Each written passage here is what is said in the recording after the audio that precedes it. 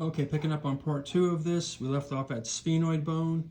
And again, if you take your hands like this, notice my fingers make these wings that come off to the side. So the sphenoid bone, it's called the keystone bone. So what that means is all of the other bones are attached somewhere to the sphenoid bone. It's the foundation or floor of the skull. So those wings that I showed you with my fingers going up the sides are here, excuse me, and over here. But we can see them better if we look in here. All of this, you see all of this, those are the greater wings of the sphenoid, okay? If we have greater wings, we have these are the lesser wings. So the lesser wings are up here. It almost looks like a stingray, right, or a manta ray here, we see it. So that is your lesser wings and greater wings. Okay, so we have greater and lesser wings. The sphenoid sinus is embedded in here. We cannot see the sphenoid sinus on this model or this skull as we could see the frontal sinus. That is embedded in the bone, and you'll see it on the sagittal skull, right? You'll see it on the sagittal plane of the sagittal head model in lab. The sphenoid, and your TAs will be able to show you that. On the lesser wing, we have these 2 points. And then we have these 2 points back here. These points are called your anterior, because they're closer to the front, and posterior, these 2 points there, clinoid processes. So these are the anterior and posterior clinoid processes. And if you just give me 1 second, I'll try to get some more light on the skull.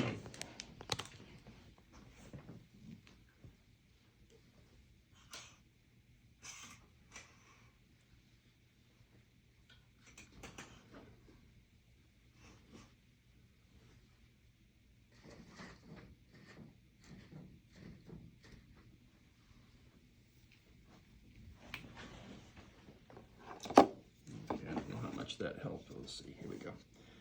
All right, so we have the anterior and posterior clinoid processes.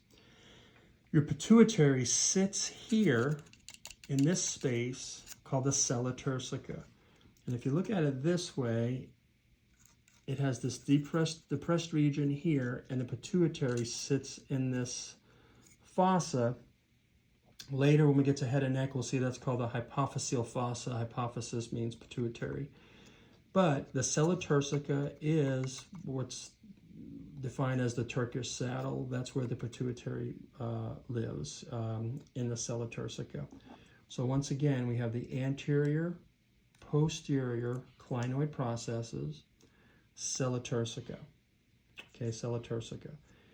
Now, what we'll see, we're going to save the holes or foramen for a little later.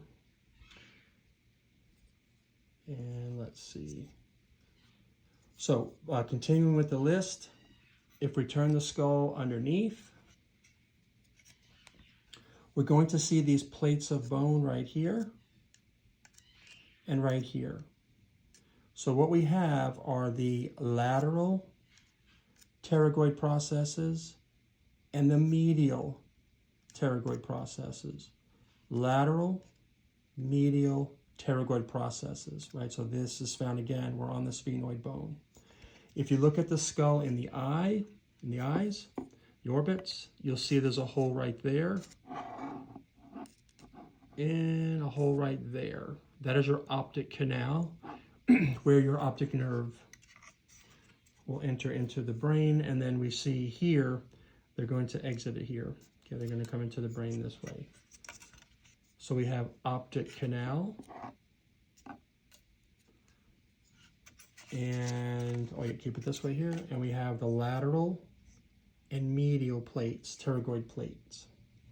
If you look at the skull and the eyes, we have a slit on the top and a slit on the top here. That is your superior orbital fissure. Okay, superior orbital fissure. A fissure is a slit-like opening. Okay, so that takes care of the sphenoid bone within looking at and through the eye orbits. Now we have 4 foramen to get through. Okay, so let's take a look here. And actually I'm gonna put them on this next video. So let me pause this.